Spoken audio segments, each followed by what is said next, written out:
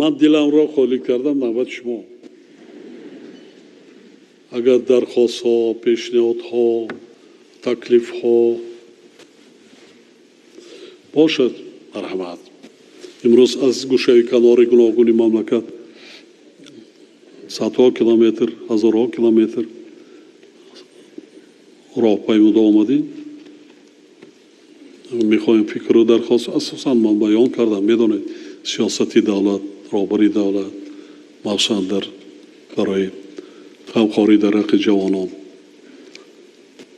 هر چی که من نسبت به شما میگم نسبت به ملت صمیمی هستم، از قلبی و است.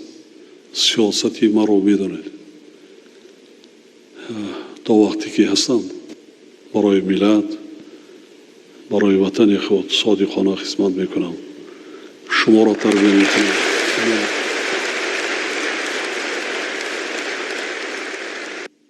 هر وقتی با شما ما میخورم چند سال جوان میشم. خدا الهام میدم. شما را میبینم کلان سالی خدمت فکر نمیکنم. میگم من چون برابر شما این چی؟ من این قدر ساعت گپ زدم کنم. من فراموش نیستم. خوب است. شکر میکنم که به این روزا رسیدیم. بسیار روزای سخت سنگین بودن. شکر میکنم. بازم زحمت کشیده. بعضا مشکل‌های کسی خودمون برطرفه. هیچ کس برای ما شما وطن ما را آباد نمیکنه. خودمون میکنه. خودمون. مرحمت. محترم اساسگزار صلح و وحدت ملی، پیشوای ملت، پرزیدنت محبوب کشور، من فخرالدین زاده فردوس، معاون رئیس فیلیال اتفاق جوانان تاجیکستان در ولایت سوغد می باشم. جوانی هستم که برمحل از نوازش پدر محروم گردیده، از غمخواری و مهربانی رهبریت دولت و حکومت برخوردار گردیدم. شما پیشوای معظم ملت را پدر معنوی خود می دانم و در کار و زندگی هم ایدئال واقعی هم می باشید. طی زیاده از 7 سال فعالیت در ساختارهای جمعیتی و دولتی کار با جوانان و خدمت در صف قواهای مسلح کشور که برای من امکان زیادی آشنایی پیدا کردن با کارنمایی‌های شما پیشوای ملت بود، تصمیم گرفتم در تطبیق سیاست سازنده شما نقشی بارز داشته باشم. پیشوای معظم ملت، ما جوانان به خوبی درک می نماییم که دولت سازی و دولتداری کاری سهل و آسان نیست.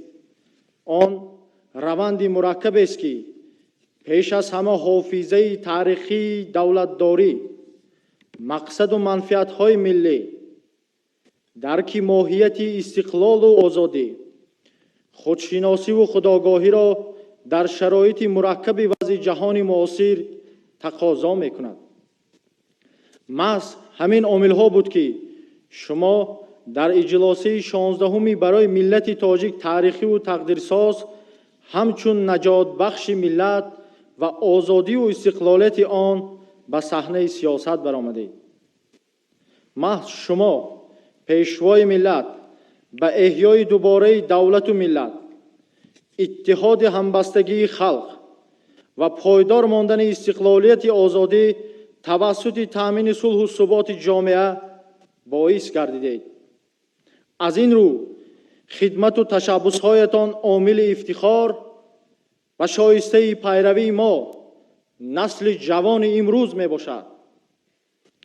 تاجیکستان عزیز ما تحت سروری خردمندانه شما در مرحله نچندان زیادی تاریخی رشد کرد و دستاوردهای نظررس نائل گردید. به قول ما خلق تاجیکستان تحت سروری خردمندانه شما پیشوای معظم ملت در 30 سال صاحب استقلالی راه 100 ساله را طی نمودیم.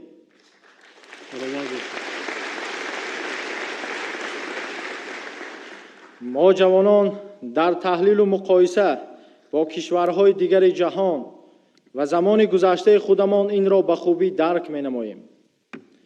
ما نسل جوان امروزه به خوبی درک می کنیم که صلح و ثبات بهترین نعمت‌های بشری و اساس پیشرفت و ترقیات جامعه میباشد. وضع زود تغییر یابنده جهان معاصر اهمیت حفظ استقلال، وحدت و متحدی جامعه را بیشتر عیان نموده تقاضا میکند که بیش از پیش از جهت سیاسی و حقوقی آگاه باشیم، نیک را از بد فرق کرده توانیم. ما در شرایط به سر میبریم که امنیت و ثبات سیاسی کشورهای جهان به طور همیشگی مواجه خطرهای گوناگونند. در همه دور و زمان همه گونه گروه و حرکت‌ها به نیروی جوانان تکیه می‌کنند و از آن به طور ماهرانه بر منفعت خویش سوء استفاده می‌کنند. چون این وضعیت تقاضا می‌نماید که ساختارهای دولتی کار با جوانان، علل خصوص اتفاق جوانان تاجیکستان با اصول نو و موافق به هدف‌های امروزه دولتداری ملیمان راه اندازی نماییم. ما جوانان همیشه به ارزش‌های ملی و دولتداری، سیاست پیشگرفته شما، پیشوای معظم ملت را صادقانه اجرا نموده بهر حفظ مرز و بوم کشور دائما آماده ایم. جسارت و مردانگی های شما جناب عالی برای ما مکتبی بزرگ بوده، برایمان روح و جان و جسارت و متانت میبخشد. محترم جناب عالی، مطمئن باشید که ما جوانان رسالت وطنسازی و وطنداری را با درک عمیق مسئولیت در نزد نسل‌های گذشته، امروزه و آینده و مهمتر از همه در پیروی از شما پیشوای معظم ملت به طور واقعی به جا خواهیم آورد. این همه جانبازی و تلاش و سازندگی هایی که شما بهر آینده درخشان ما جوانان به انجام رسانیدید و عملی نموده ایستاده اید، ما هیچگاه فراموش نمی کنیم. راهی که شما برای مردم تاجیک انتخاب نموده اید راه است بر حق، راه درست، راه می باشد که ما را به سوی سعادت کامل ملی می برد. با کمال سعادت اظهار می دارم که تمام مردم تاجیک با حضور شما پیشوای ملت خویش افتخار دارد و باوری کامل داریم که برنامه و هدایت های آینده سازتان تاجیکستان عزیز ما را چون امروز فردا و فرداهای دیگر به کشوری بزرگ جهانی تبدیل می دهد. از توجهتان سپاسگزارم. چند فرزند داری؟ اولیادار هستی؟ محترم جناب عالی، ما در سال اویله‌ای که از جانب شما اعلان گردید اویله‌دار شدیم. در عرفه 25 سالگی تجلیل استقلالیت دولتی صاحب دخترچه شدیم که خوشبختانه از دست مبارک شما شهادتنامه تولد دخترچه من گرفته بود و سال 2020 صاحب باید یک پسر گردیدم. محترم جناب عالی، فرزندا رو خانواده کن، تربیت کردن کن، تربیت کردن کن و تربیت جدی مشغول. بر پیشوای ملتم صدها سلام و بس درود، بر همدیاری محترم صدها سلام و بس درود، بر اهل این زیبا وطن، بر پیر و بر مرد و زن، بر دلشناسان از دلم صدها پیام و بس درود. با عرض احترام و صمیمیتی کل سلام عرض می کنیم خدمت سمعی مبارکی شما صدر معظم کشور، جوانان سعادتمند دیار، حاضرین ارجمند. نصرالدین زاده رعنا هستم، خواننده. میداریم، میشناسیم، دوستت میداریم.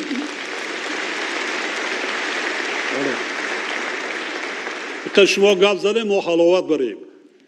سلامت باشید با کمال می. محترم جناب عالی، طول 30 سال است که نخل امید و باور هر یک تاجیک و تاجیکستانی به آینده از امروز هم خوبتر و بهتری تاجیکستانی عزیز در ضمیر نسل آینده ساز کشور رشد و تکامل می‌یابد. ثمره این همه پیشرفت و نصرتمندی را ما در سیمای غالبان آزمون جمهوریوی فروغ صبحی دانایی کتاب است. ایجادکاران و عالمان واقعا جوان و صاحب استعداد می توانیم ببینیم. پدیده دیگری خوشایند آن است که امروز نسل جوان کشور به جایزه بلند امید و باور شما پیشوای معظم ملت نائل گشتند. محض همین اعتقادی عمیق شما بود که به ما اشتراکداران و جایزه‌داران آزمون جمهوریوی فروغ صبحی دانایی کتاب است توانایی و اراده می بخشید. محترم جناب عالی، امروز نسل جوان کشور سپاسگزار و منتپذیر شما هستند، چون تشبث و تحولات هایی که طول چند سال اخیر در سیمای آزمون های جمهوریوی روی صحنه تمدن تاجیک پدید آمدند توانستند برخی از استعدادهای نادر را به عالم ادب و علم عالم شمال ملت تاجیک هدیه نمایند و امید بر آن است که در آینده انعام خواهند کرد.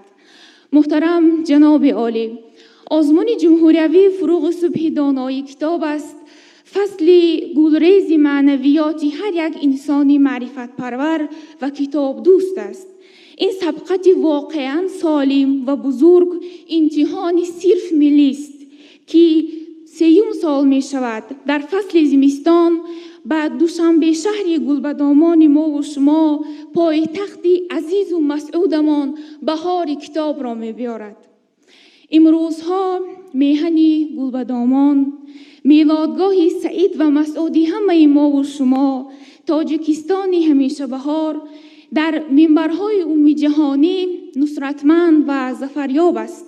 تمنا میکنیم که با خدمت‌های ارزنده وارثان بزرگ و واقعا هم ارزنده عالم علم و ادبیات عالم شمول ملت بزرگ تاجیک همین نصرتمندی، سعادتمندی و تجمل به اندازه بزرگ در ردیف استقلالیت، وحدت، آرامی و یکدلی و یگانگی در تاجیکستان عزیز جاویدانه و پاینده خواهد ماند. مرهمی ما، محرمی ما، سبزباغ خرمی ما، واحد در عالمی ما، کوثری ما، زمزمی ما، تاجیکستان. شهرهایت ایرسیما، روستاهایت قدمجا، روستگاهی شمس و مولا، ای تفرجگاه دلها تاجیکستان. ای نگین حلقه دل، میدهی تابش ز داخل، جسم ما بر توست شامل، روح ما با توست کامل تاجیکستان. گوهری یکدانه ای ما، کشوری جانانه ای ما، شکری گوهردانه ای ما، شکری شکرخانه ای ما تاجیکستان. با دبیران در کشایی، با سفیران همصفایی، ملک خاص الخاص مایی، شاهکاری خدایی تاجیکستان. از توجهتان منت پذیرم. ایجادیات خودت بود؟ این شعر خودت ایجاد کردی؟ محترم جناب عالی، من یک عادت عجیبی دارم که در هر کجا بروم اولین سخنی که به زبانم می بیاید شعرهای استاد عزیزم شاعر خلقی تاجیکستان استاد فرزانه هستند. همین شعر هم از استاد است.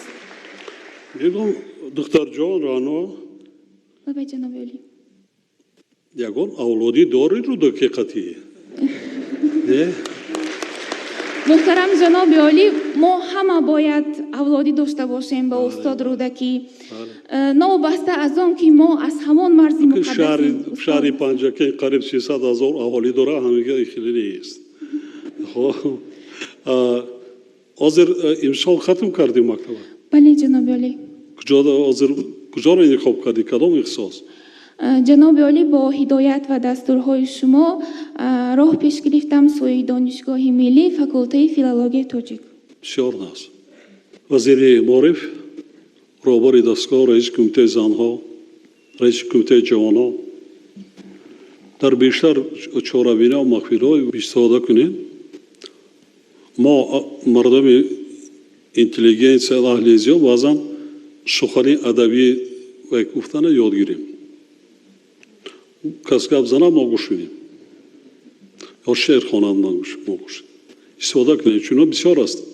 من گفتم که غالبان عضوان حتما در همه کارهای جمعیتی جمهوری استفاده برید و تحت نظارت گیرید، کار برید، تربیت کنید، کمک کنید. آینده در کار میشه. چند قدر در آزمون چند قدر چیزا از خود کردیم؟ همینجا بلند گوشنوان. چند قدر شعر از یاد کردی؟ چقدر بلند؟ محترم جناب عالی، از بس که سیستم کاربری که ما مطابق آن در آزمون شرکت میکردیم، از ما دانشی نسبتا مکمل را در همه بخش‌های آزمون طلب میکرد. در بخشی که من سراول در آن اشتراک کردم، نومیناسیون ادبیات جهان 350 اثری مکمل. در عموم از پنج نومیناسیون آزمون جمهوری فروغ صبحی دانایی 800 اثری بدیعی، 10,500 بیت شعر.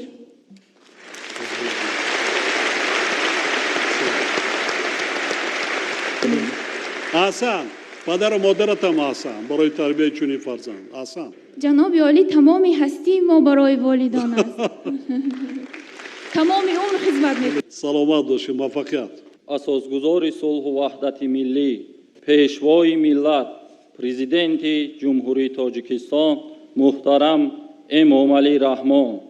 من جمالزاده بهروز سعدانخوجا، نامزد علم‌های تکنیکی، آموزگار دانشگاه تکنیکی تاجیکستان به نام اکادمیک محمد آسیمی.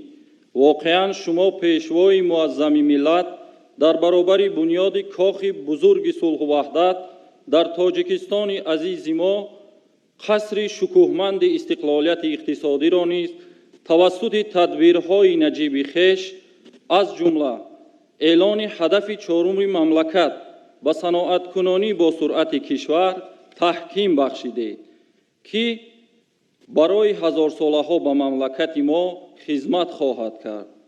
ما همگان شاهد هستیم که با شرافت سیاست خردمندانه شما در سمت تبدیل دادن کشور از مملکت اگراری به کشور صنعتی اگراری مناسبت جامعه به ساحت تغییر یافته، توجه به مسئله صنعت کنانی مملکت به طور واقعی مرحله نوی ترقیات را در خواجگی خلق مملکت آغاز بخشید.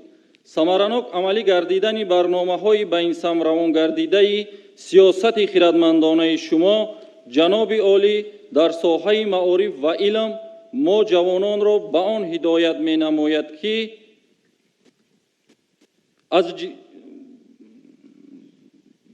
که سهمگذار در ترقیات اقتصادی باشیم. بیا من رنگ هم دخترک خیلی آزاد گپ زنیم. چیکار کنیم که شماره اختراعکاران بیشتر باشه؟ اکنون جناب عالی تا امروز یعنی چه هدف‌های اساسی که پیش معین شده است برای یعنی سوادناک نمودن جامعه ما را ضرور است که یعنی با علم آموزی چیکار کنیم؟ ولی گوش کنید. من دایر بسیار من جوانان در شاید وای باشد.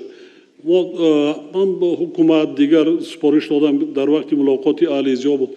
ما چیکار کنیم که بیشتر توجه جوانای ما با آموزش فنهای دقیق روانه کرده بشه؟ چیکار کنیم باز؟ این یک آزمون میگه که عالما خود آموزگارا را ما معین کردیم. خب تلویزیون علایده تاسیس دادیم. خب آزمونی برای مخصوص این فنا برای جوانان وای کرد. لیکن باز چی کنیم که توجه و ذوق اونها را بیشتر کنیم؟ چون که خودش این فنا کمتر مرکب‌تر است. من میره با چیکار کنیم؟ برای کسبیت بهتر کردن آموزگاران فنهای دقیق در دانشگاه و دانشکدهایی که چیزهای آموزگاری تیار میکنند ما چراجویی کرده ایستادیم، هوسمند کردن اونا رو دیده ایستاد. لیکن چیکار کنیم که بچه ها باش باشن هستن؟ باز یک مکتبی نزد اکادمی علوم ملی جمهوری ده ما ساختمانش شروع کردیم. آموزگار هستن همیشه؟ نیستن. آموزگارای فنهای دقیق نیستش کس. معلمه نزد میکروفون بیا. نه ترس. شما رو گفتیستان بله. شما معلمه فنهای دقیق هستین؟ ها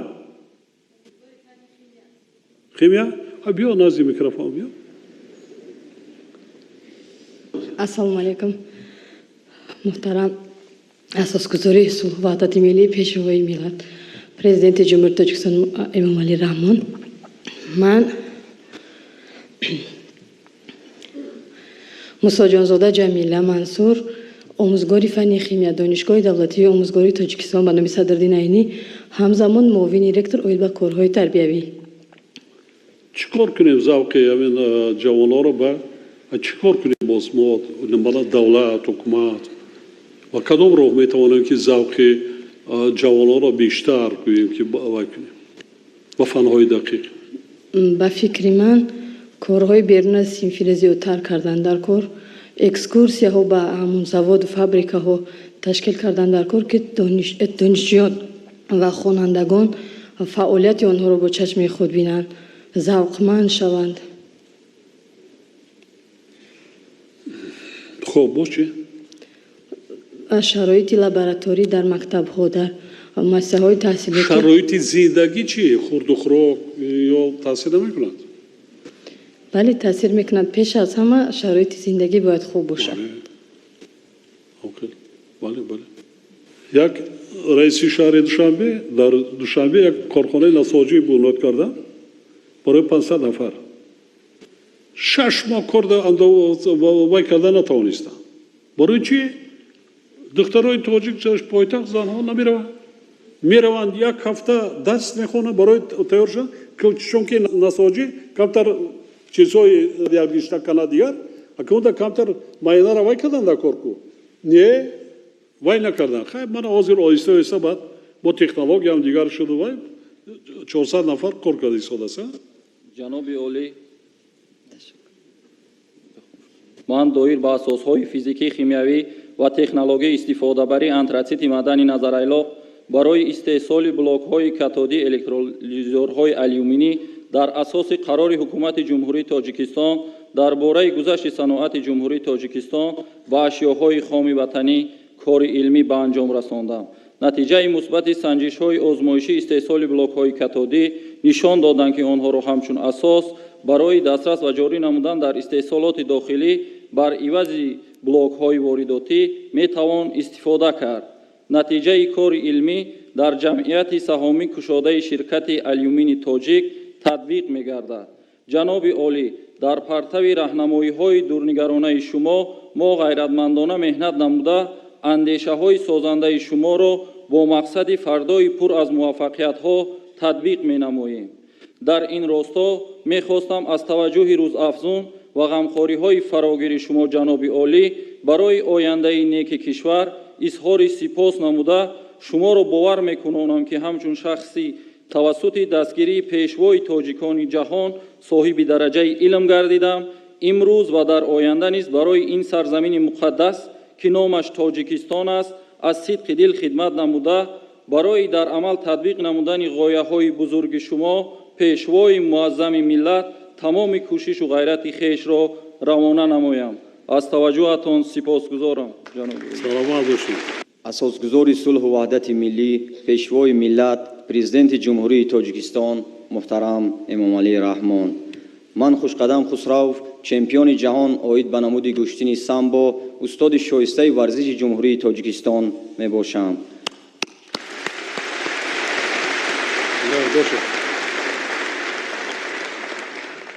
با استفاده از فرصت مناسب از نام تمام ورزشگران سربلند دوران صاحب استقلال برای غمخوری‌های پیوسته و توجه دائمی شما اظهار سپاس می‌نمایم. محترم جناب عالی، من بعضی فکرهایم را روی کاغذ آورده با اجازت شما می‌خواهم بخوانم.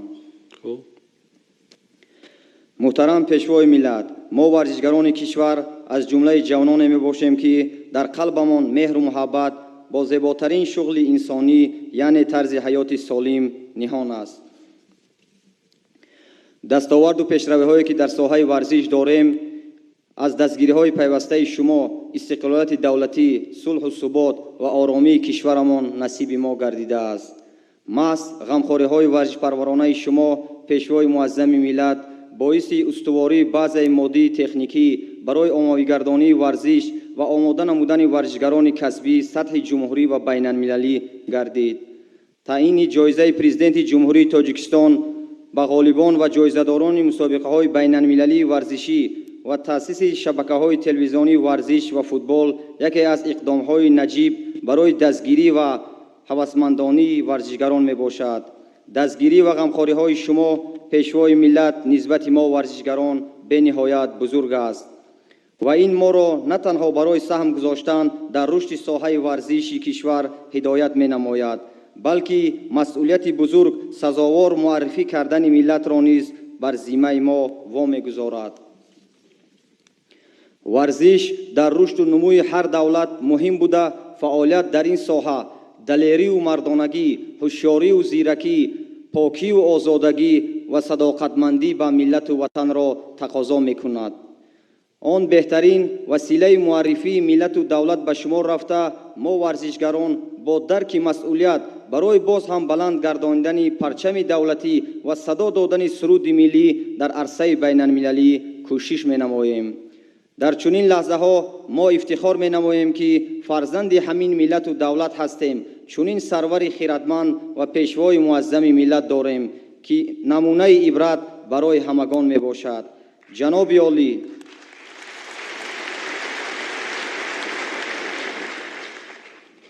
ҷаноби олӣ, мо варзишгарон қудрат, тавоноӣ ва дили пур дорем. зеро суханони шумо дар хотир дошта бошед, ки ҳар вақте вориди майдон мешавед, пушти шумо ман, сарвари давлат ва беш аз 9 миллион халқи Тоҷикистон истодааст. ҳамеша барои мо нерӯи даҳчанд ва рӯҳияи шикастнопазир мебахшад.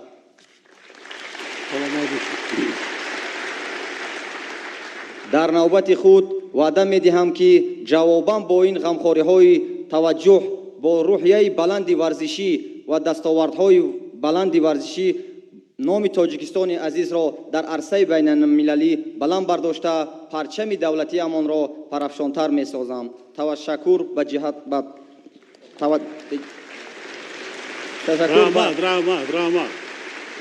раҳмат. хуб, соли таваллуд чанд аст? 1993. замони истиқлолият. офарин. толо шароит барои машқ тармин бадан ягон мушкилӣ аст имрӯз?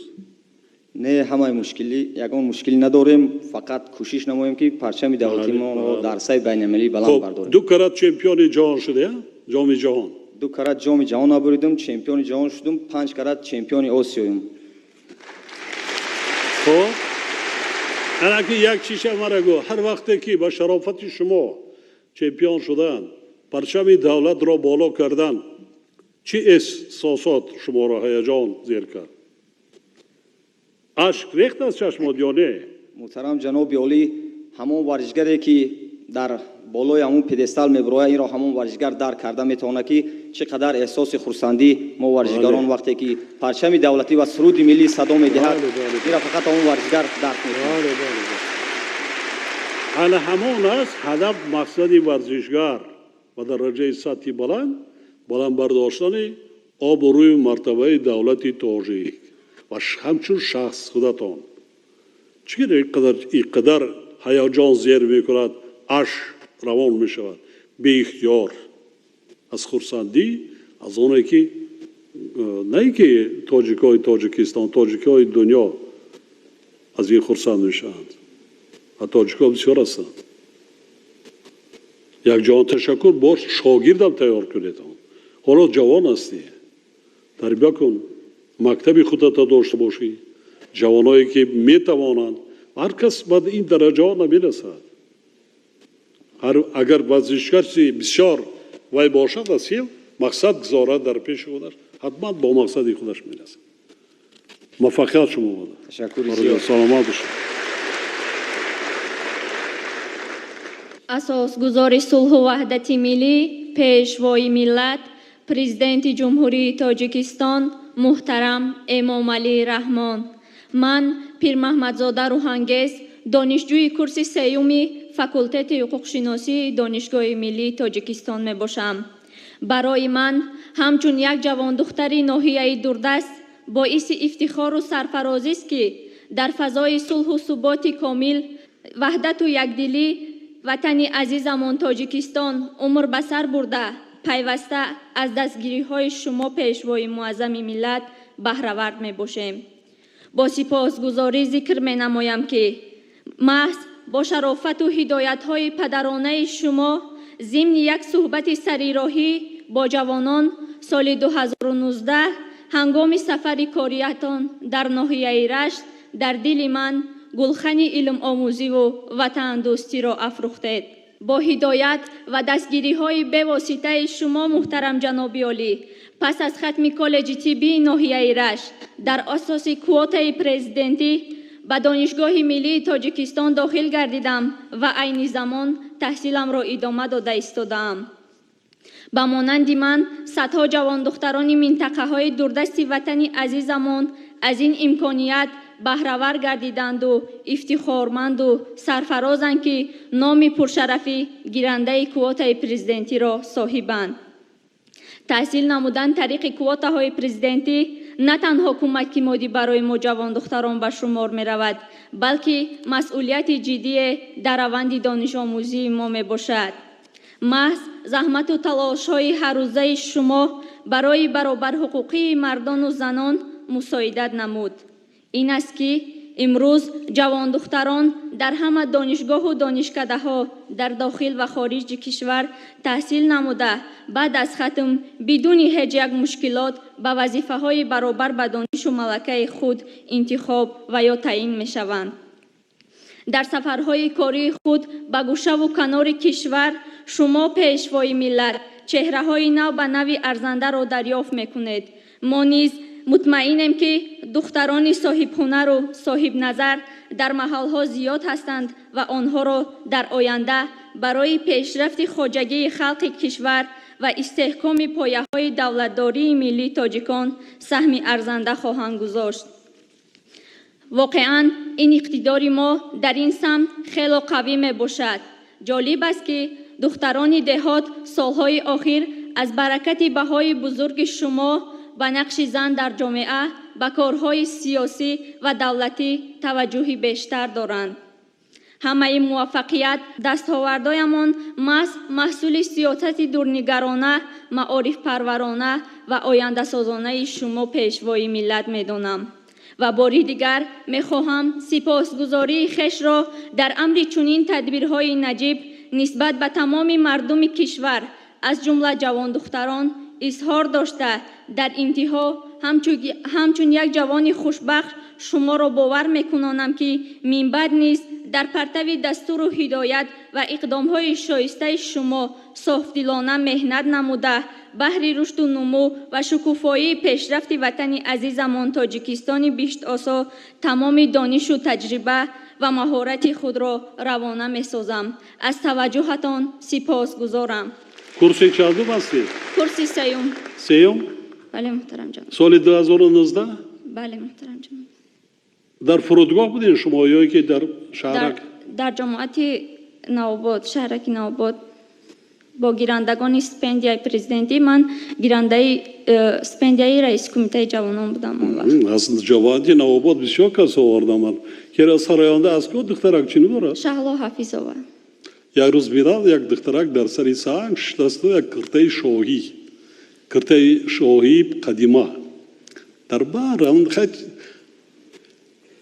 операторо рафтан манзараҳои дараи Камаров аз ҷамоати Навобод мегзарад дараи Камаров ба наворгирӣ. баъд кадо мегуфтанд ки ҷа духтарак бисёр суруди вай дорад, шеърҳои назм мехонад, амро ба навор намегиред. даъват кардан вай ҳам куртаи хонагӣ қадчи омада сари санг дошта. аз оҳангҳои Акашари Шӯраев шеъри аввалинаш ҳам буданд. телевизионда нишон доданд. баъд ман сипориш додам раиси кумитаи телевизиона ки духтарак аз дарвоз аст. чунки ман фикр кардам ки аз дарвоз аст. чунки оҳангҳои Акашари Шӯраев ва шеърам шеъри Акашари Шӯраев бисёр зебо анзома кардан. ба қидлаш табиӣ буд баромадааст. кофтан дарвоза кофта наёфтам биёмад дарак камаро دیگه حالا نمیده که جانب بیالی دعوت کردن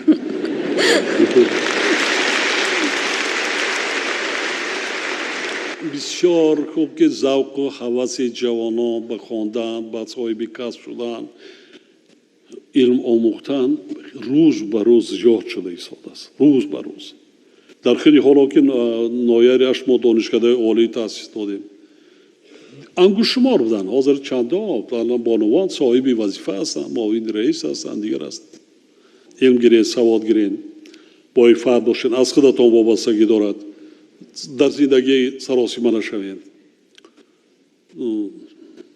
همش میشود همین صاحبی معلومات کسب باشین هیچ کی نشینین پگه فرزندان خودتون تربیت میکنین هیچ اگر بگید دانشمند و عالم دیگر نباشد سواد کسب هنر یگان کس کمی نمید سلامت باشید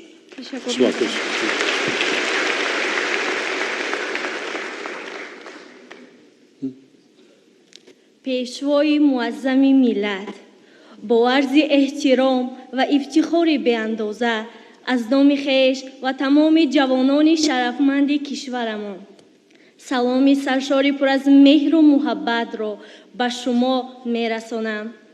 من ناصرزاده گلشنبانو سهراب دانشجوی کورس اولی اکادمی اداره‌کنی دولتی نزد پرزیدنت جمهوری تاجیکستان جوانان خوشبخت زمان صاحب استقلالی کشور عزیزم تاجیکستان می باشم. نشاط ما جوانان از آن است که در چنین دولت آباد و زیبا صاحب استقلال و سراپا زیبا و گلگل شکوفان عمر به سر برده ایستاده ایم.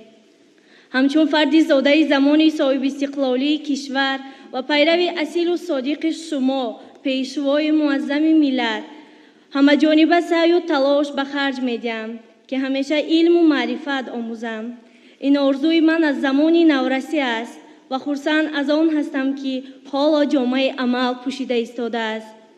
به همین اساس در بسیار آزمون‌های سطح ناحیوی، شهری و جمهوریوی فعالانه شرکت ورزیده سزاوار جایهای نمایان گردیدم.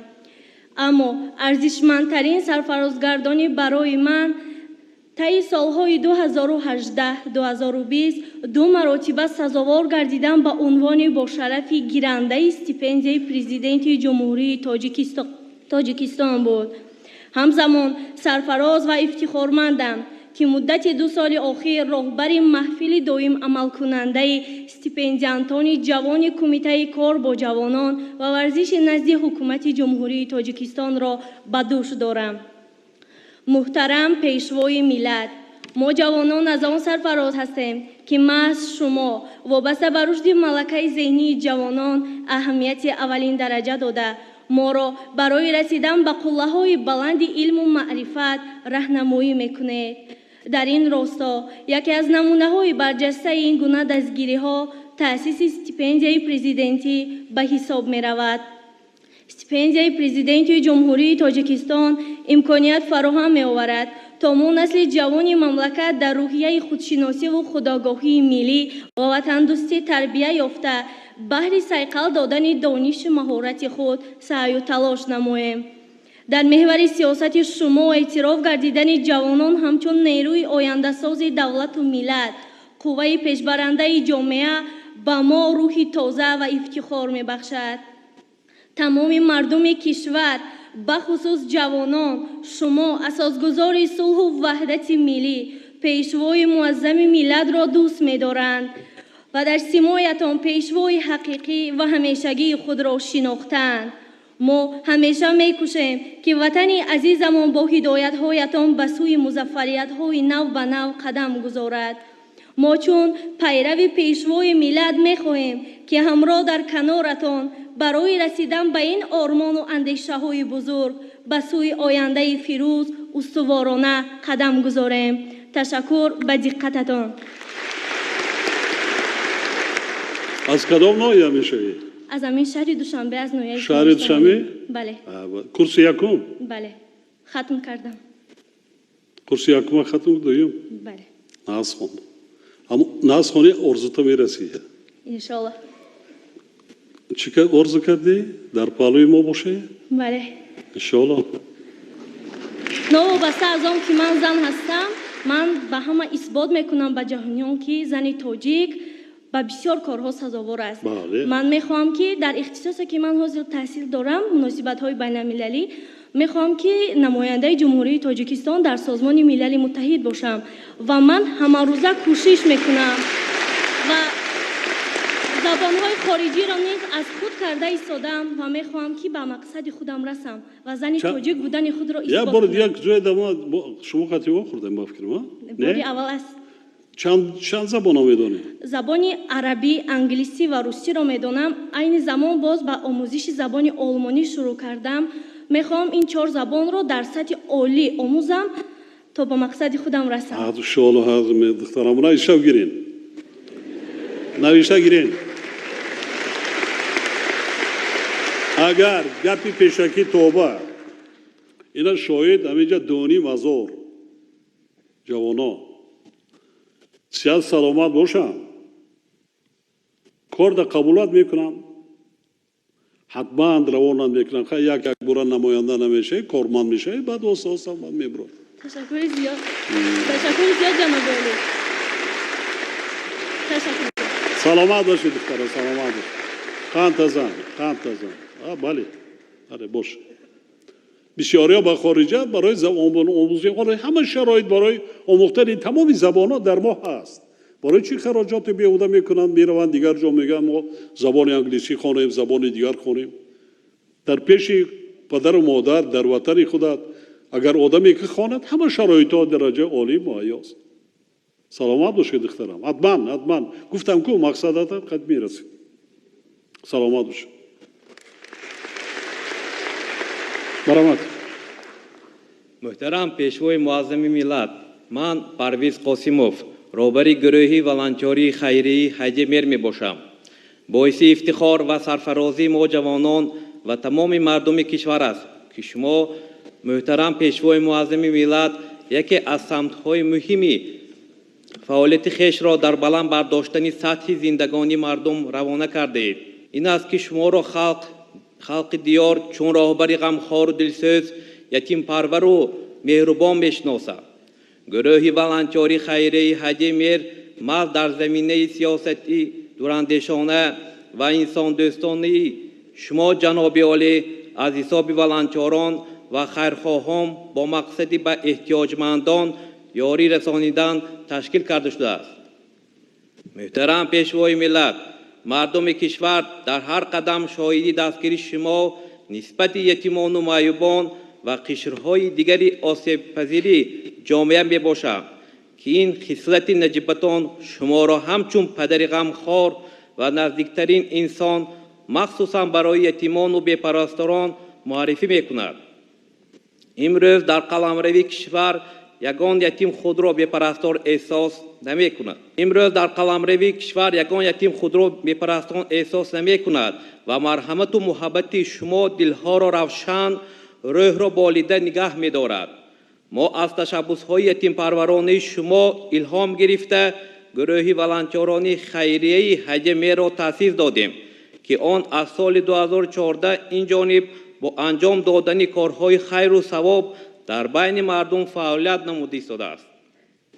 عین حال در گروه زیاده از 200 ولنتیران متحد شده در شهرهای خوجند، گلستان، بوستان، اسفره، کانیبادام، استقلال، ناحیه‌های باباجان غفورов، شهرستان و اشت فعالیت خود را با طور اختیاری بے پاداش عملی می نمایند.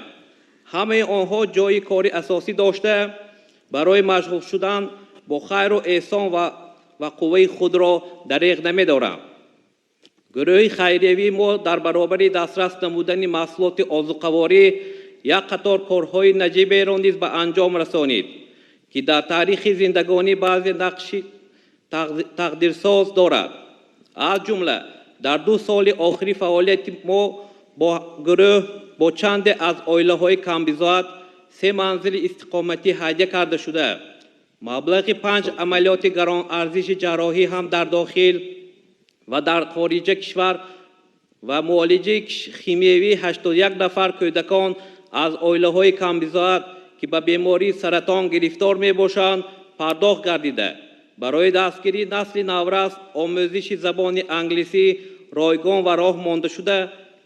تشبوس گروه ما امروز نه تنها از طرف ساکنان وطن محبوب تاجیکستان بلکه از جانب هموطنان ما که در خارج دور و نزدیک استقامت می‌نمایند دستگیری می‌یابد.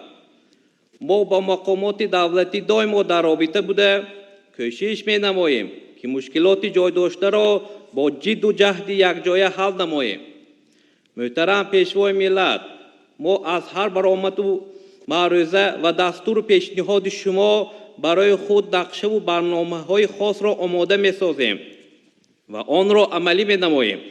به هر یک معنی در کنار شما، در کنار حکومت جمهوری تاجیکستان ایستاده بهر بهبودی حیات مردم کار می‌کنیم. ما در آینده نیز برای در عمل تطبیق نمودن تشبس‌های بزرگ شما محترم جناب عالی تلاش نموده کوشش می‌کنیم که هرچی بیشتر منفعت خویش را به مردم رسانیده به این واسطه در گسترش و رشد و پیشرفت کشور عزیزمان سهم خود را گذاریم. سلامت و سربلند باشید پیشوای سلامت باشید. سلامت باشید. من اینجا کار کردم دویر به وضع اکولوژی شهرنا یا ریدوی و هم گذراندن که والنتیرها میتونن تشبسکار باشن. بعداً آنچه که کمک رسانیدن به اویله‌های کمبزاعت و پیرانسالان، اونایی که بی‌سرابان هستند. البته ما دولت ما کاری خود ما را کرده است. ما یتیما را محتاج به هیچ کس نمی‌کنیم، نه به خارج نه دیگر. دولت قدرت و توانایی دارد. تحت سرپرستی رهبری دولت ما تمام یتیمان کوره پره تحت غمخواری سرپرستی گرفتگی هستیم تا حیات مستقلانه میبریم. حتی اویله دارشان میکنیم، بعد معلومات بگیرن، کسب بگیرن، بعد حسین میکنیم. تو همین درن میخونانیم، تربیه میکنیم، نه که در مکتب میتیرن و دیگر. لیکن اصلا با اویله هایی که نیم یتیم، اویله کمبزاعت، اویله بس موتور بسیار در ما. سه فرزندایی هستن که این جهاد کمک رسوندن نکن. بعضا حالات حتی رفته خانه و پیرانسالایی هست که یک کنج قوتی وای ندارد. یا هم کمک میشود. یا یک آب برده وای موندن. یا یکی داروی همون که برای تعابتش هست برده سری وقت رساندن. یا یکی با کسالخانه بردن آوردن. این چیزا ما باید تمام جمهوری دوای کدام مدار کنیم. سلامت باشید. سلامت باشید. سلامت باشید. محترم جناب عالی پیشوای معظم ملت، من نازمبک آموزگار مؤسسه تحصیلات میانه عمومی رقم 34 نایه اشکاشم می باشم. از برآمد امروزه شما پیشوای معظم ملت، ما جوانان کشور روح الهام تازه گرفته در حاشیه دستور و هدایت‌هایتان فعالیت منبع خویش را راه اندازی می نماییم. در سیمای شما ما جوانان کشور اساسگزار دولت نوین تاجیکان، حامی صلح و وحدت و نجات بخش ملت را می بینیم. در این سمت توجه شما در مورد دانش اندوزی و جلب ما جوانان به آموزش زبان‌های خارجی و تکنولوژی معاصر عین مدعا می باشد.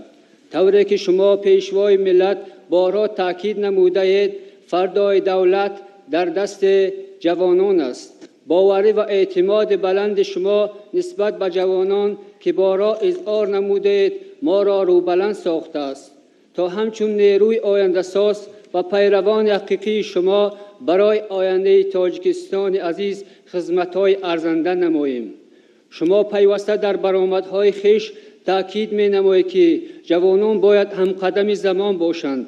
در پرتو دستور و هدایت‌های شما من همچون متخصص ساحه معارف از روزهای اول فعالیت کاریم طبق راهنمایی‌های شما جهت بدل و نیت پاک کار فعالیت نمودن و تعلیم و تربیت شاگردان مشغول شدم. طول 8 سال فعالیت آموزگاریم در برابر تعلیم و تربیت برای آمادن نمودن شاگردان و آزمون المپیادا پیوسته سعی و تلاش ورزیدم. شاگردانم در المپیادهای سطح جمهوری سزاوار مدال‌های طلا، نقره و برنجی گردیدند. عین زمان در برابر فعالیت آموزگاریم و کار علمی نیز مشغول می باشم. پیشوای معظم ملت باعث افتخار ما مردم سربلند تاجیک است که تحت رهبری شما جناب عالی به جشن بزرگ ملی 30 سالگی استقلالیت دولتی جمهوری تاجیکستان آمادگی می بینیم. ما جوانان از ملاقات امروزه رو الهام تازه گرفته این جشن تاریخی وطن عزیزمان را با نتیجه های بزرگ چون ارمغان وطن دوستانه پیشواز می گیریم. تشکر به دقتتون جناب عالی. احسن. مکتب رقمی چند آموزگار هستی؟ محترم جناب عالی، من آموزگار مکتب میانه عمومی رقم 34 نویش کوشم هستم. بله. خب با دعوت چقدر سازیر؟ شکرات خوب است جناب عالی. خنک است؟ نه اینال خوب است. بس مردم کیش کار دا مشغول شدن؟ شروع کردن. ما نایه شاشه میشه سفرهای خیلی زیاد داشتم با مردم. چندین نفر جوانان را اونجا از اونجا چند نفر جوان دختران خواهش خواندن کرده بودن. من با یادم خوب است دعوت کرده آوردم. مردم خوب است. نایه شاشین بسیار مردم خوب است. اصلا مویی تینجی آرامی در نایه حکم فرماست. امنیتی نایه بگیم که از سرحد یکی از بسیار مشکل وای است تامین کرده شده است. ما نایه راشقاله و نایه اشکاشینده های روی راست. من در جلسه آخران ملاقات که با مردم ولایت داشتم ابراز داشتم که ما کمتر توجه کردیم. ما میباید دایر با مشکلات و پرابلم های نایه اشکاشیم توجه زیادتر هم مبلغ زاری هم ساختمان هم بنیادکاری ها را مشکلات شما میدارم پرابلم ها را من سپارش دادگی هستم دیرکسیا و دیگران با حتما کمک میرسانیم. مردمی باننگ ناموس هستند. من هیچگاه فراموش نمیکنم پای 30 سال به نهایت صادقانه از سیاست پیشگرفته دولت و حکومت دستگیری میکنند. بسیار من هیچگاه فراموش نمیکنم. چندین وقت رفت سفرها من میمانم بودم. بعدا همون میمانخانه گرچشمه بنیاد کردم. خیلی آدم رفتن استراحت میکنند دم میگیرند. در اونجا بسیار جای شرایطی درجه عالی مهیا کردیم. خیلی راه ها ساختیم. ورزشگاه حال ناتمام است. کامی جای در هفته ساختمان قرار دارد. میکنیم ما با پرابلم ها و مشکل ها از بین میرود. جان تشکر از نایه دوردست کوهستان دوردستترین نایه دوردستترین جمهوری میگن که سزاوار مدال طلا شده در المپیاد اشتراک کردن کاری آسان نیست. یک جان تشکر و مردم سلام گو. تشکر زیاد جناب عالی. سلام می‌گویم. سلامت باشید. یک جان تشکر. سلامت باشید. محترم جناب عالی، من شاه خسرو ایوبزاده راهبر محفل جوانان در خارج کشور تحصیل داشته نزد کمیته کار با جوانان و ورزش نزد حکومت جمهوری تاجیکستان می باشم. دولت و حکومت با سروری شما پیشوای معظم ملت بر رشد علم و فرهنگ و معنویات جامعه مخصوصاً به تعلیم و تربیت نسل نورس به خاطر آینده درخشان وطن عزیزمان اعتبار اولین درجه داده برای پیشرفت مکتب و معارف و تیار نمودن متخصصان صاحب دانش و ملکه بلند کسبی همه‌جانبه مساعدت می‌نمایند. در این زمینه با مقصد آماده نمودن متخصصان سطح بلند بین المللی و آموزش علم‌های معاصر از جانب شما محترم جناب عالی تأسیس استیپندیای بین المللی پرزیدنت جمهوری تاجیکستان درخشندگان به مورد بوده. امروزها توسط این استیپندیا و دیگر سازشنامه‌های بین حکومتی چخیلی که شما قید کردید محترم جناب عالی زیاده از 40,000 جوانان تاجیک در بانفوذترین دانشگاه‌های عالم تحصیل نموده ایستادند که این برای آماده نمودن متخصصان بلند اختصاص و تأمین رشد اقتصادیات کشور زمینه خوب فراهم می‌آورد. با مقصد متحدی جوانان تاجیک، معرفی فرهنگ تاجیکان و دستگیری جوانان در خارج کشور تحصیل داشته از سال 2014 این جانب در نزد کمیته کار با جوانان و ورزش نزد حکومت جمهوری تاجیکستان محفل جوانانی در خارج کشور تحصیل داشته تأسیس داده شده است که امروز نمایندگی آن در 17 دولت دنیا فعالیت نموده ایستاده است. برای تقویت فعالیت محفل شورای بین اداروی از حساب وزارت و اداره‌های داخلدار تأسیس داده شده است که امروزها چاره‌های عملی را راه‌اندازی نموده ایستادند و همچنین جلسه‌های کاری به طور مجازی با دانشجویان در خارج کشور تحصیل داشته همه وقت برگزار کرده می شود. خوشبختی ما جوانان تاجیک در آن است که در هر سفری رسمی شما پیشوای معظم ملت از روند تحصیل و بود و باش جوانانی در خارج کشور تحصیل داشته از نزدیک شناس شده برای بهتر نمودن شرط و شرایط زیست آنها و تعلیم و تربیت آنها چاره‌های مؤثر می‌اندیشید. محترم پیشوای ملت، من همچون یک جوان تاجیک از دهات دوردست کوهستان جمهوری میباشم که به طریق کواتا با دستگیری حکومت جمهوری تاجیکستان دانشگاه دولتی یاروسلاولی فدراسیای روسیه را در زینه بکالوریات و در زینه ماگیستراتورای اکادمی خواجگی خلق و اداره‌کنی نزد پرزیدنت فدراسیای روسیه را در شهر مسکو با دیپلم سرخ ختم کردم و توسط برنامه‌های تبادل دانشجویان کورس‌های بازآموزی را در دولت‌های اروپا و امریکا از خود نموده امروز به وطن برگشتم و به حیث خدمتچی دولتی در سمت تنظیم مناسبت‌های بین‌المللی کمیته کار با جوانان و ورزش امروز فعالیت نموده ایستادم.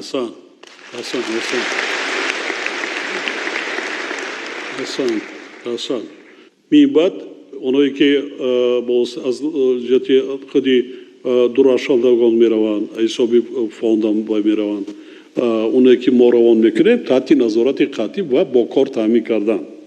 آد یک دو حادثه بود اومدن متخصص تکنولوژیات رفتاری در مسکو کار کردند حسابی وای با آبی مویش مو منصب دارو الان بخیلی راتاچه کردن دکور جوانای منم خیلی جوانای بالای خود و یا نوآوری میکنن در کدام 3 سال در کدام ساختاری نباشه حتما جابجا کردن بعدی خط تحت نظارت جدی علاقه دائمی داشتن در کار که با کار تامین باشه بعدی برگشتن با که روان کردیم ما روان کردیم همون سوهایی که خودمون امکاناتی در بازه مادی تکنیکی که رو در بازه دانشگاه‌های عالی دانشگاه داریم نیست ما با همون سوها را انتخاب میکنیم درخواست وزارت اداره روان میکنیم اگر لازم باشد روان کردن در کار نیست وقتی که روان کردیم جای کارش باید معین باشه برگشت باید جای کار حتما باید رسانه خدمت میکنن صادق میشوند اینا آفرین. محترم جناب عالی فقط همین قید کردنی بودم که جوانان تاجیک در خارج کشور همیشه در پهلوی شما متحدند. سلامت باشید. اساسگزار صلح و وحدت ملی پیشوای ملت پرزیدنت جمهوری تاجیکستان محترم امامعلی رحمان من نیازی سیراج‌الدین رجباقی در اساس دایره سیاست معارف پرورانه شما محترم جناب عالی سالهای 2015-2019 طبق استیپندیای بین‌المللی پرزیدنت جمهوری تاجیکستان درخشندگان با اسپیرانتورای دانشگاه تحقیقاتی ملی دانشکده انرژتیکی شهر مسکو داخل شده سال 2019 آن را ختم نمودم.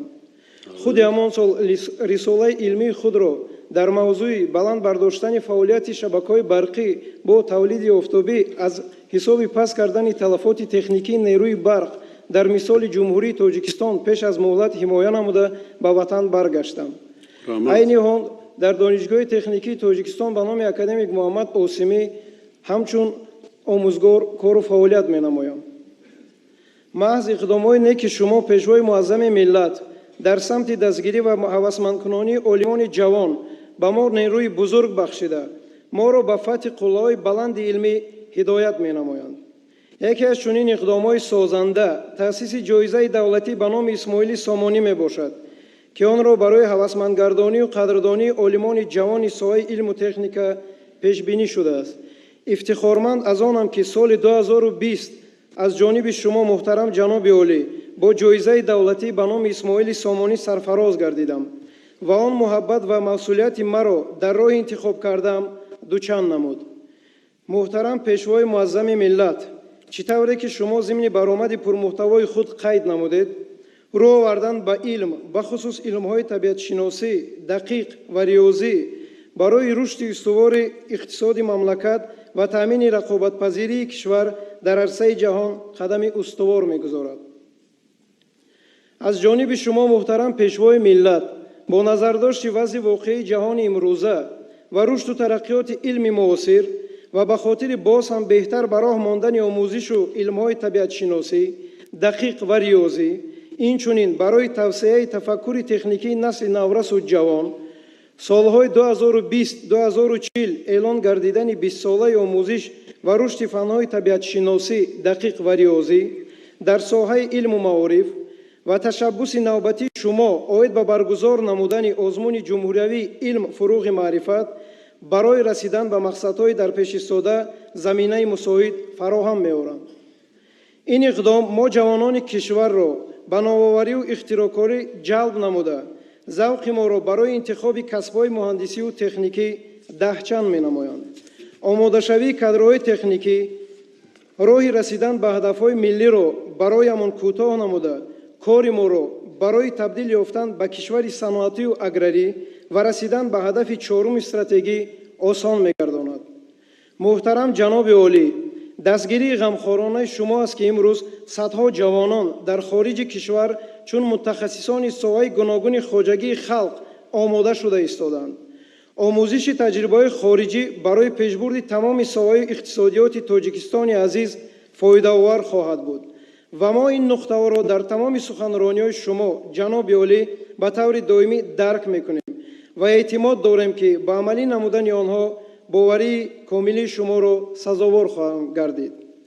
جواباً به این غمخوری‌های پیوسته شما محترم پیشوای جوانپرور ملت، از تمام شرایط و امکانیت‌های موجوده استفاده نموده به سوی سعادتمندی، شرفمندی و موفقیت‌های بی‌نظیر علمی قدم می‌گذاریم. از توجهتان سپاسگزارم. سلامت باشید، سلامت باشید. تشکر می‌کنم. یک غیرت کنید یگان تکنولوژی برای که پیش تلفاتی قوای برق گیریم، پیش دوزیدن شد، دیگر شد. این 3 میلیارد کیلووات ساعت قوای برق تلفات داریم امروز. از همه در دنیا از ما بیشتر است. فهمیدید؟ سلامت باشید. رحمت. اساسگذار صلح و وحدت ملی، پیشوای ملت، سروری بنیادکار و سانزاده، من گلمیرزا فیدیبک، مهندسی شعبه تحقیقات گئولوژی نیروگاه برقی آبی روغون میباشم. وقتی روغون میگوییم در این جبهه ناموس ملت جوانان در سرگاه مرز ننگ و ناموس میستند. زیرا انشاءات نیروگاه برقی آبی روغون این میدان ننگ هر جوانی بنیادکار میباشد. جد و جهد برای رسیدن به استقلالیت کامل انرژتیکی، تلاش برای آینده باز هم درخشان جوانان است. سهمگذار بودن در این کار معنای آن را دارد که هر یک جوان برای آینده درخشان ملت تلاش و کوشش نموده ایستاده است. امروز روحیه سازنده ملت که طول قرنها انکشاف یافته و از ضمیر شما برای ما خاصه جوانان اهدا گردیده ایستاده است، هزارها نفر جوان این میهن را وادار می‌سازد که با اراده قوی در تطبیق یکی از هدف‌های ملی بخصوص ساختمان نیروگاه برقی آبی روغون سهمگذار باشند. اکثر جوانان با خوبی در یاد دارند که وقتی شما ابراز داشتید ما خودمان نیروگاه برقی آبی روغون را می‌سازیم برای جامعه تاجیکستان و بیرون از آن غیر امکان می‌نمود. اگر از یک طرف مشکلات اقتصادی باشد، از جانب دیگر فشارهای داخلی و بین المللی کار شما را در این سمت مشکل می‌نمود. اما روغون را اراده قوی و شکست ناپذیری شما، آبروی و منزلت، معامله و مناسبت انسان دوستانه و باوری و اعتماد مردم به هر گفتار و رفتار و کردارتان بنیاد نمود. شاید همان لحظه بسیاری ها درک کرده نمی‌توانستند که در سرگاه این ایده ملی شخصیت تاریخی با نام امام علی رحمان ایستاده است که سالهای اول استقلالی چون روح و جان حتی این ملت را از پراکنده شوی و کشور و استقلالیت آن را از نیست شوی نجات داده است. از این رو هر فرد ملت به سخنش اعتماد دارد و هر دستور و دعوتش برابر بر رسالت و مسئولیت ملی است. شما با یک دعوت خود توانستید که علیرغم همه مشکلات موجوده دو агрегати онро ба кор дароварда хонаи мардумро аз нури роғон гарму равшан намоед. мавриди истифода қарор гирифтани ду агрегати ин нерӯгоҳ иродаи созанда ва бунёдкори шумо ва дар маҷмӯъ миллати тоҷикро барои ҷаҳониён ба намоиш гузошт. хушбахтона ҳама он ҷавононе ки имрӯзҳо дар ин майдони нангу номус кору фаъолият доранд ҳамарӯза бо дасти гарму дили нияти нек ба кор ҳозир мешаванд ва баҳри сохтмони роғон бо шавқу ҳаваси беандоза кору фаъолият мекунанд. ҷавонони қавипайкари тоҷик имрӯзҳо дар сохтмони нерӯгоҳи барқии обии роғон ба хотири ҳарчи зудтар анҷом додани корҳои сохтмонӣ ва чароғон намудани ватани азизамон аз тамоми нерӯҳои ақливу донишҳои техникӣ истифода мебаранд. шиёри барои мо ҷавонон пешниҳоднамудаи шумо пешвои миллат тоҷикистон ба пеш ки аввалин маротиба зимни ифтитоҳи агрегати аввал аз забони шумо садо дод имрӯз шиёри ҳар ҷавони бо нангу номуси ин диёр аст. муҳтарам пешвои миллат, мутмаин бошед ки мо ҷавонон созандаи роғон иқдоми созандаи шуморо ҳамаҷониба дастгирӣ намуда ин кохи нурро дар муҳлатҳои муайяншуда бунёд менамоем. аз таваҷҷӯҳатон сипосгузорам. ин шиёри ман дар ба истифодадии агрегати дуюм ба вуҷуд даро қисмати поён агрегати якум дани дуюм аз аввал сиёсати мо сиёсати беғаразона ва дуруст буд. ҳозир тамоми дунё сиёсати ҷаҳонӣ таваҷҷӯҳ ба энергияи сабз таҷдидшаванда аст. яъне сиёсати мо нодуруст набудааст. баръакс на ин ки роғун ҳам вазъи экологӣ ҳам бо сабаби гармшавии иқлим ба кулли минтақа ба ҷаҳон бисёр вай аст. мо ҷои шашум қарор дорем аз лиҳози энергияи истеҳсоли энергияи сабз ва иқтисоди сабз. баъди роғун ҷои чорум мебарем. ҳозир ҳама таваҷҷӯҳ ба Тоҷикистон аст. пеш пул мекофтем, ҳозир маблағ худашон бигирем. мо тайёр. пеш зид будан, ҳозир баръакс. каса ҳазор иншоалло ба истифода метиҳем. Тоҷикистон аз як кишвари бомбаст сарбаста ба як кишвари транзитӣ табдил биёбад. барои сурати сохтмонро хуб кардан дар кор тезон намонда кор ки агрегатҳои боқӣ мондаро ба истифода тиҳем. саломат бошед. ташаккур.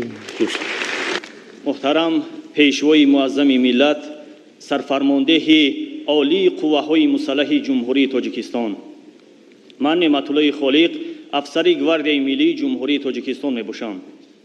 мо сарбозон ва афсарони ҷавон ҳамеша аз суханрониҳои шумо нерӯи тоза мегирем. тавонмандии худро дучанд эҳсос мекунем ва аз мулоқоти имрӯза боз ҳам рӯҳбаланд шуда ҷавобан ба дастгириву ғамхориҳои шумо дар ҳифзи модар ватан саҳми худро мегузорем. амнияти давлат ва шарафу номуси ватандориро ҳимоя менамоем. ҳидоятҳои шуморо дар боби ватандорӣ, худшиносӣ, омӯзиши забонҳо ва сайқал додани маҳорати ҳарбӣ, ҳушёрии сиёсӣ, омодабошии ҷангӣ дар амал татбиқ намуда тамоми донишу таҷрибаамонро барои ҳифзи арзишмандтарин дастовардҳои халқи тоҷик, истиқлоли давлатӣ, сулҳу субот ва амнияти давлату ҷомеа сафарбар месозем. қобили зикр аст ки саҳми ҷавонон дар ҳифзи модар ватан баланд бардоштани қудрати мудофиавии кишвар шоистаи таҳсин буда, онҳо дар тамоми ҷузъу томҳои қувваҳои мусаллаҳ ва дигар сохторҳои ҳарбӣ содиқона хизмат мекунанд. воқеан ҳам имрӯз қисми асосии хизматчиёни ҳарбӣ ва мақомоти ҳифзи ҳуқуқро ҷавонон ташкил медиҳанд. мо сарбозону афсарони ҷавон ифтихормандем ки тоҷикистони маҳбуб ватани мост ва обу хоки ин ватан, ин сарзамини биҳиштосо родмардон, шахсиятҳои машҳури таърихиро ба камол расонида ба ҷаҳониён муаррифӣ кардааст. шумо пешвои муаззами миллат бо ҷасорату мардонагӣ, сулҳофариву давлатсозӣ, бунёдгузорӣ ва ташаббусҳои ҷаҳонӣ намунаи ибрат барои мо ҷавонон ҳастед. муҳтарам сарфармондеҳи олӣ, ما جوانان از آن سرفرازیم که شما به قوه و نیروی ما باوری دارید. در شرایط مرکب و زود تغییر یابنده منطقه و جهان ما جوانمردانی با آر و ناموس همچون سپر همیشه با شما هستیم و تا نفس آخرین به هر ذره خاک این سرزمین به سوگند حربی خود صادق میمانیم. ثروت افزون، سلاح فراوان و لشکر صفشکن ما اتحاد و یگانگی و راهبر و راهنمای وطندار و خلق پرور، زحمتکش، پیشوای واقعا هم پیشبین و پیشبر می باشد. ما افسران در نزد مادر وطن رسالت بزرگ جوانمردی و قرض فرزندی را با آماده باشی بلند جنگی به جا آورده، استقلال دولتی را که رمز پایداری دولت، هستی ملت و شرف و اعتبار تاجیکستان محبوبمان می باشد، بر عوض جانمان باشد هم حفظ می نماییم. با ما تا بود صلح در روزگار، سخنهای فردوسی باشد شعار. همه سر به سر تن به کشتن دهیم، از آن به که کشور به دشمن دهیم. تشکر به دقتتان.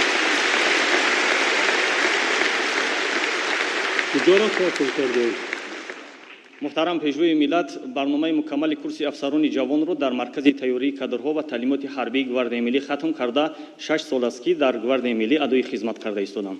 موفق شو. جوان هستی باز کن. ناصر. سلام. گواردی ملی قریبی تمام افسران دو معلومات عالی نظامی دارند. بله.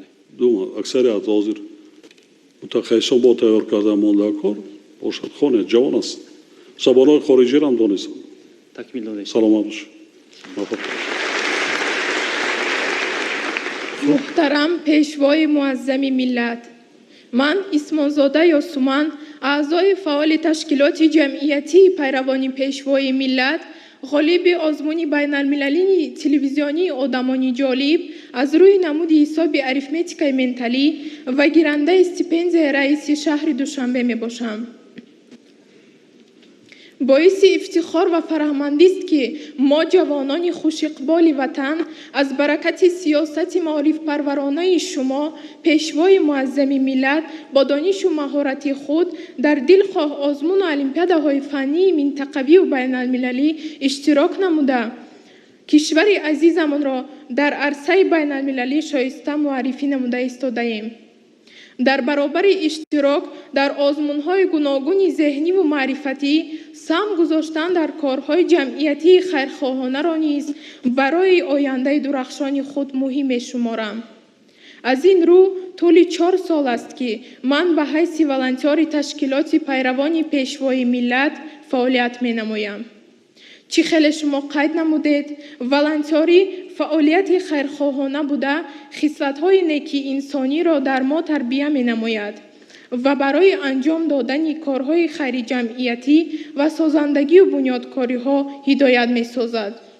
ما ولنتیاران اعضایان تشکیلات پیروان پیشوای ملت فعالیت خیش را بیشتر در سمت تطبیق درست و ثمرناک سیاست دولتی جوانان، ترغیب عقیده های انسان دوستی و عدالت پروری، ترغیب طرز حیاتی سالم، اشتراک در کارهای سازندگی و بنیادکاری، روانه ساخته با راه تشکیل کردن اکسیه‌های عمومی جمهوریوی و تازه و آزاده نگاه داشتن جایهای جمعیتی، تشکیل کارهای پروفیلاکتیکی میان نورسان و جوانان، خاصه جوانان از گروه‌های آسیب پذیر، تشکیل کردن چاره‌بینی‌های اطلاعاتی و معرفتی در مقاومت ناکی به بیماری‌های مخصوصاً خفناک، جهت فعالگردانی و شغلمندسازی اهالی به ورزش، ترغیب رشد ساحه سیاحی، اشتراک نمودن همچون راهبلد در تشکیل سیاحت‌ها و دیگر چاره‌بینی‌های به آن علاقمند و عمل‌های دیگری خیرخواهانه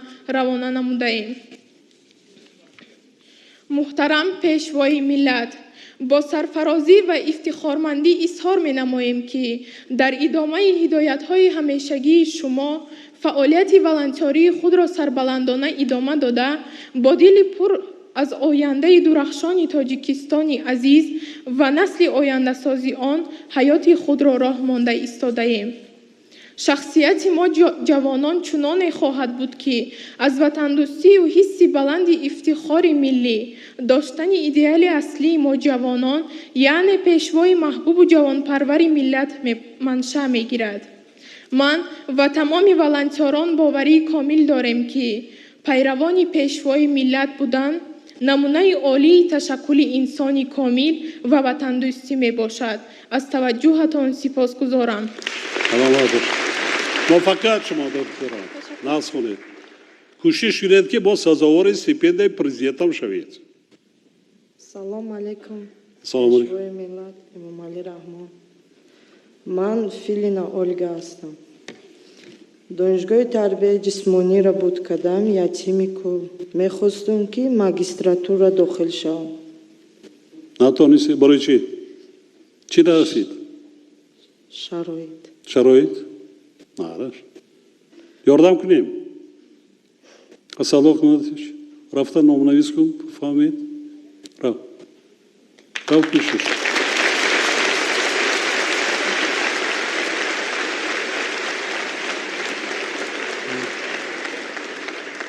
İkas müşavir ama پیشنهاد کن گوزن با که دیده میبریم. گردیش دوستان عزیز یک مسئله رو من در سخنرانی خودم تاکید نکردم. شاید این موضوع کمتر بود لیکن با فکرم که جای است. امسال در عموما اوضاع در جامعه جهانی بسیار متشنج است. هم از لحاظ سیاسی نارامی و هم از لحاظ تغییریابی اقلیم، خشکسالی، کمابی و پنگشتنی کسالی کووید پاندمیا. در بسیار منطقه‌های دنیا استحصال محصولات پایان رفته ایستاده است. مثلا محصولات کشاورزی. من در نظر دارم مواد غذایی.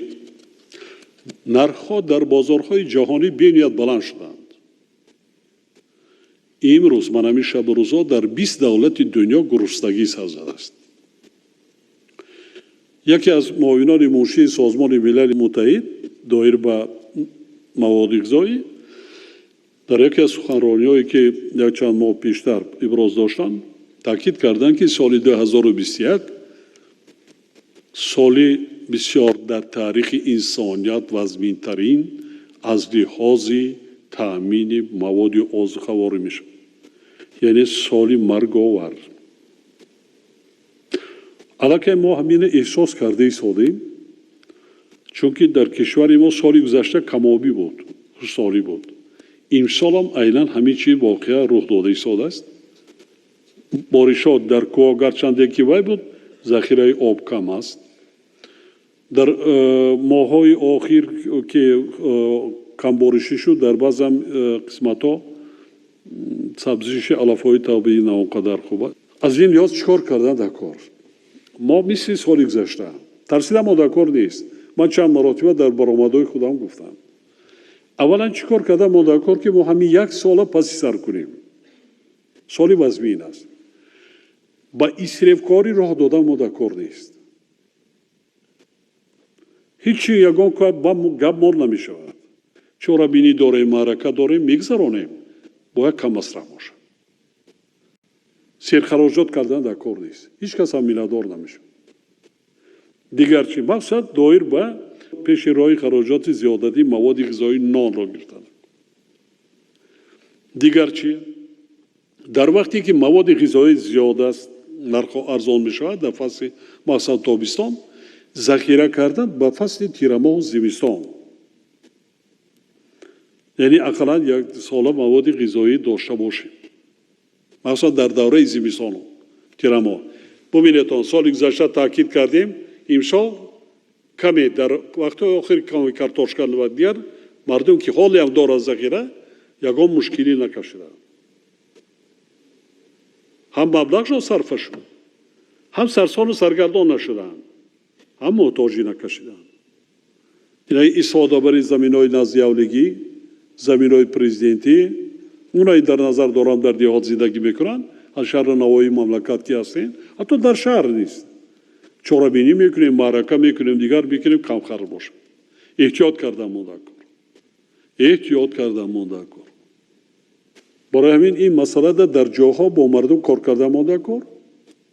با میگم یکم با چی بایمون نمیشه، یکم جو کم نمیشه. یک سالی من همین دوره دیگه تا مای ایونی سال آینده بسیار احتیاطکارانه کار کنیم، صرفه‌کار باشیم، صرفه‌کارانه و البته در وقتی ارزانی در فصل تیرما در دوره تیاری با تیرما و زمستان مواد غذایی ذخیره کرده مانده کار. این مسئله. دیگر مسئله که تاکید کردم، جوانا، شما جوانا هستین. جشنم کی خورسندی را کی بیشتر وای میکند؟ جوانا. توی معرکه میکنیم، توی کی وای میکند؟ توی کی خورسندی شوای میکند؟ جوانا خیلی کمپیره کن میشنن، مسابقه کن میشنن، خیلی داغ چونا میکنن میرون. جوانا خورسندی میکنن کن. خورسندی توی عروس و دامادو برای کیه؟ برای جوانا بیشتر. همطور نه؟ یعنی ما مقدسترین جشن دولتمان این استقلالیت است و مخصوصا امسال 30 سالگی استقلالیت دولت جمهوری است. 1001 چاره‌بینی گذراندن ممکن از پایتخت سر کرده. در محل زیستتان، در میکرورایانی که زندگی میکنید، در باغ‌ها پاراواتی، وقت‌های بیکاری، روزهای استراحتی، هم چاره‌بینی‌های ورزشی، کمیته جوانان، هم چاره‌بینی‌های فرهنگی، هم دایر با 1001 با هم آزمون‌های هر خیلی گذراندن ممکن. صدها آزمون‌های و گذراندن ممکن. شایبکارایی هست که هوسمند میکنن. با همین راه حس ملی مردم بیدار کرده مانده کن. حس وطن دوستی، وطن پرستی مردم بیدار کرده. ما زیر پرچم دولت صاحب استقلال خود ملت را باید متحد کنیم، باز هم متحد کنیم. ما یراقی هسته‌ای نداریم. ما کوشش نمیکنیم که صاحب یراقی هسته‌ای شویم. یراقی هسته‌ای ما این در سرجامه ملت وحدت ملی است.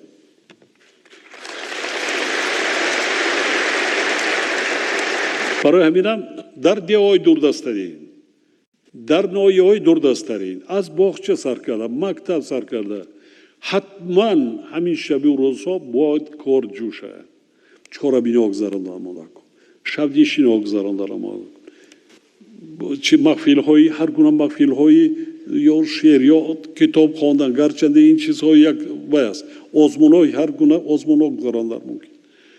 توانیم بینی با میگم که 1001 اولا که خودتون زیبایی نمیشه. شکرانه کنیم که هستیم. ما جوانان اکثریت زمان استقلال هستیم. چرا خورسندی نکنیم؟ برای چه؟ وطن، دولتی مای شما. برای همین این با یک فرمان تنها یک روزی نهم نه. هر روز من سپارش دادم مریض، هر روز، هر وقتی که بگانی بعد کار ساعتی 5 از کار بیشتر میبرین تا ساعتی 8 آزی افتام نمیپرد. 6 5 6 7 8 3 ساعت 1 ساعت تشدم میگیرین 2 ساعتی دیگر را میتونه یک چارا بینی آمدی خیلی با نه از خوابت میبرد. ما قصر و کشکای کلان هم نداشته باشیم. تازگی، آزادگی، زیبایی پرستی این فرهنگی مای شما ده هست از قرنهای دور. خودی با میگویم تکرار شود. نوروز خودش جشن فرهنگی است، زیبایی پرستی است، تازگی است، آزادگی است. از خانه و در دیگر تازه میگویم. یعنی خانه ما با تازه و آزاده تر باشه. خب ببینید آمدگی آدم ها باید تازگی ده اهمیت بیدید. رحمت بگوید. یک پایتخت نیه. تمام گوشه های دوردستی تاجیکستان. ما انشاءات های کلان این وظیفه دولت حکومت شایب کار را تشبوس کرده ایستادن. ما هزارها مراتب مینداری بیان میکنیم با کردن آماده کار. در یک جای که تاجیکستان میشود آباد. آن چیزی که قوت و قدرت توانایی ما هست تا وقتی که هستیم باشد شما ادامه میدید.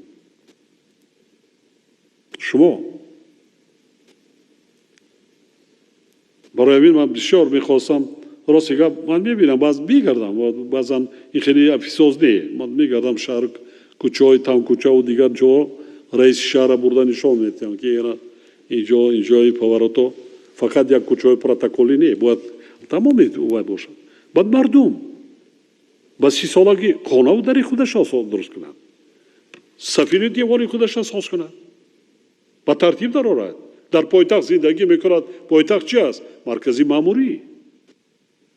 ماموری دولت آینه دولت و ملت هر مهمانی که خارجی میبیاد از یک فرودگاه یا از راه آهن یا که با واسطه نقلات نگاه میکنه پایتخت ببینن خلاصه خودش چگونه ملت است چی تاریخ و تمدن و فرهنگ و دیگر است همه چی داریم همه چیزی که در ما است بیشتر دولت‌های دنیا یک ندارن 10% وای ندارن برای همین من دایم برآمد دادم میگن که تاجیکستان برحق بیشتر روی زمین است که یک تاش گپ زند یک آبی تاجیکستان دنیا را بسنده است آب جنگ‌ها بین دولت‌ها برای آب است میلیون‌ها هر سال کودک‌ها از دنیا میگذرن بی آبی یعنی از ما شما وابستگی دارد چگونه مردم قطعی ما تشبثکار میشویم مردم این خلق ما خلقی خوب است آنچه که گفتیم اویلای کم بیزاید یتیمان معیوبان کلان سالان کجا که رفتیم بعد از همه مهم زبان پاکیزه زبان معاشرت تاجیک زبان تاجیکی زبان فارسی چقدر زبان شعر است زبان شعر شاعری است اما افتخار میکنه تاریخ تمدن بسیار قدیمه دارد از این افتخار باید که باید این احترام ایمی نگاه داشته مانده کار که بیالایش نشود سخنهای کبیر را از الفاظ گرفته مانده کار همه چی از اویله سر میشه از اویله وقتی اویله کودک ببیند پدر و مادر در اویله چی معاشرت است کودک قبیده میگیرد اینا تغییر کنید یک گپی بد زن کودکی باید قبیده میگیرد ماینا تازه است تیز میگیرد بعدم میگیرد نیکا میگیرد خوبش نیکش خوبتر است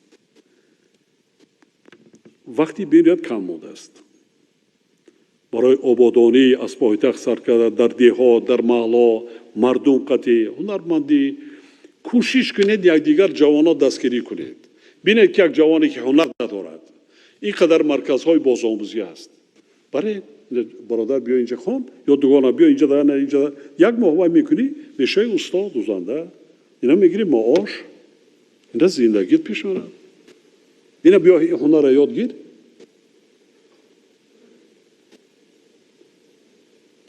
یعنی دستگیری کردن نخندیم اونه که ندارد هنر همین خیلی است همه عالم نمیشود اگر در مکتب تحصیل کرده باشه من گفتم که هر خیلی زینا است همه اعلا نمیخواند همه اعلا چی نمیشود همه عالم نمیشود دانشمند نمیشود دیگر میشود یک کس مکانیزاتور راننده دیگر دیخان این هم دیخانی هم کسب است هر کس باغ کردن نمیتواند هر کس سبزوات کردن نمیتواند این هم کسب است هنر است دیخانی برعکس چی که میتوانیم باید یاردم کنیم که یک کس یک کار باید هنر کسب و هنری داشته باشد که زندگیش پیش برد فقط با کمک و دستگیری محتاج چی میگن یاری بشردوستانه یاری خیریوی نشد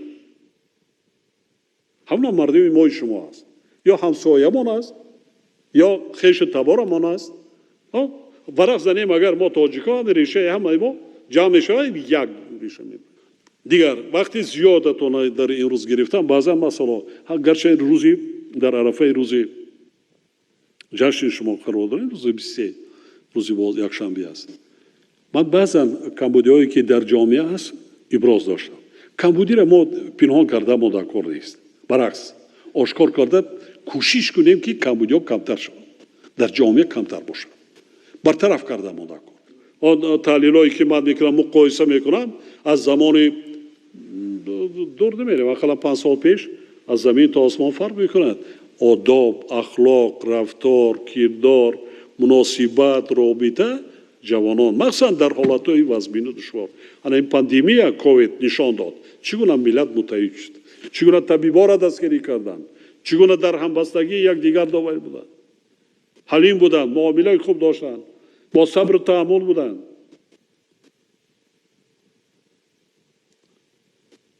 همین است دولت داره، دولت وای کردن. همین ما وطن ما متحد باش، همه کار کبوده برطرف میشه.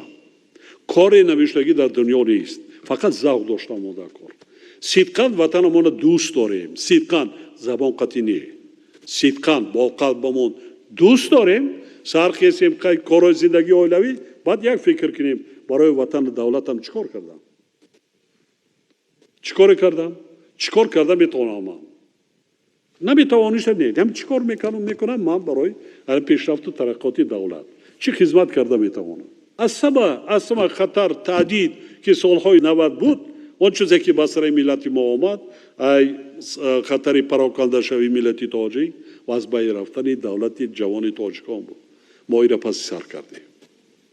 اکنون قدم به قدم همون شاهستان‌های دولت صاحب استقلال را گذاشتیم. اینا مستحکم کردن اومد کار. شاخه های حکومت مستحکم کنیم. با یاد بیارین کدام میوه سال 90 اول چی را پایمال کردن؟ کنستیتوسیا، قانون های عمل کننده همه زیر پاش. یعنی تامین در جامعه، تامین ولایت قانون، جنایتکاری از بین می رود.